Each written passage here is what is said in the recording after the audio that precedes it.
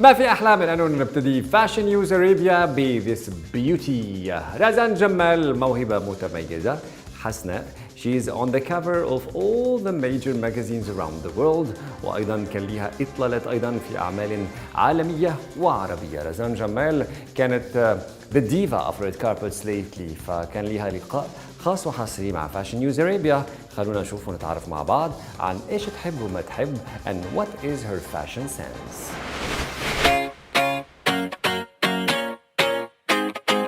كنت ما حبيت ايش دعت opening closing حسب مودي.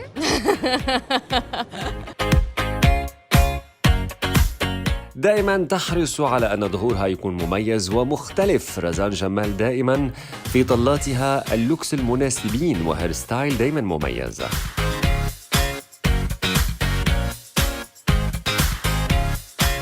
كانت محظوظة بارتدائها لأزياء لمعظم اللاكجري هاوسز، وكان لإيلي صعب نصيب منها في أكثر من مناسبة، وكان آخرها بلاك دريس من توقيعه.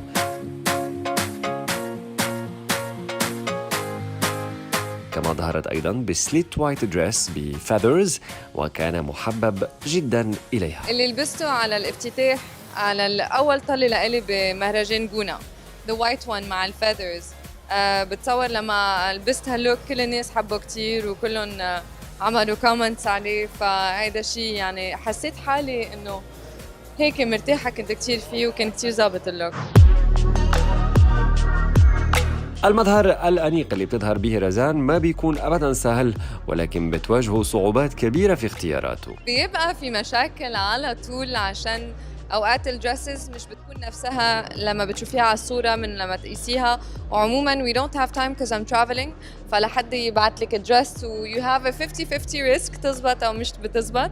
وطبعاً مش عايزة تزعلي أي حد ويزعلوا منك لو بعتوها ومش بتلبسيها، so you have to get better تعرفي اللي حيكون لايق على أكتر events. ومن كتر ما عندنا events this is what's difficult، إنه هلا حسيت آخر جمعتين ثلاثة there's so many events happening at the same time and so many people need dresses and so many people like the same things. هو ده يعني بتحسي في شوي cat fight، لا دي لي، لا دي أنا، لا أنا.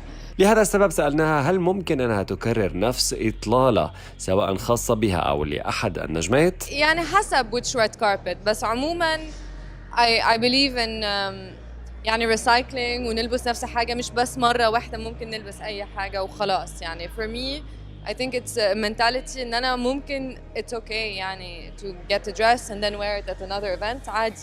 وخاصة مع الفاشن إنه أول ما طلعت حاجة ولبست مرة لا ما فيك تلبسيها دي لبستها، ده الصعب، مع إنه أنا بيني في نفسي I don't care.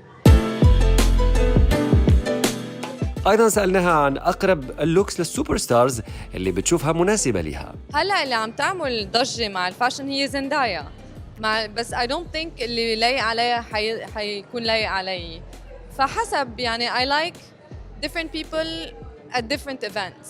I like to show لمسة الاليجنس بس في نفس الوقت الفيمينينيتي، فبحب اخلط الحاجات دي. I don't like الأوفرة عموما اللي كل حاجة باينة. يعني ممكن نلعب مع ستايل مش بس مع showing skin يعني، وحسب المود أعتقد. في أيام أنا أكون عايزة to be like a princess، وأيام أنا عايزة أكون super sleek وحس نفسي elegant، ف really it depends on the event. ولكن يبدو أنه في حياتها الطبيعية هي على النقيض تماماً، بتحب وتميل للناتشورال لوكس. casual هو بجد أنا عايشة عموماً لما عندنا events حتى كتير ميك اب وبلبس تيب، فمشان هيك لما ما بكون عم صور وما عم بشتغل you can find me in a jeans and a t-shirt and very simple without any makeup without anything، لأنه بدي ارتاح. بس بلبس لما عندي events، you can find me in most life I'm more comfortable natural without anything without any effort zero.